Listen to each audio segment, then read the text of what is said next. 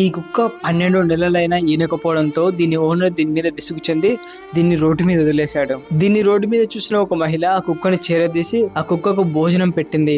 ఈ బరువైన కడుపు వల్ల ఆ కుక్క పడుకోవడానికి కూడా వీలయ్యేది కాదు. దాంతో అది కూర్చొని నిద్రపోయేది. అలాగే ఎక్కడికైనా వెళ్లాల్సి వస్తే కొద్ది దూరం నడిచిన తర్వాత కొంచెం సేపు రెస్ట్ తీసుకొని మళ్ళీ నడిచేది. ఇలా ఆ కుక్క ప్రతిరోజు నరకయాతన చెందేది. అయినా కూడా ఆ మహిళ ప్రతిరోజు డ్యూటీకి వెళ్లి ఇంటికి వచ్చే వరకు ఆ మహిళ కోసం ఎదురు చూసేది. ఆ మహిళ వచ్చిన తర్వాత ఆమె మీద అత్యంత ప్రేమ చూపించేది. అయితే రోజులు గడుస్తున్న కొద్దీ ఆ కుక్క కడుపు పెరుగుతూ పోతుంది, కానీ ఆ కుక్క పిల్లల్ని ఈయన సూచనలు అస్సలు కనపడడం లేదు.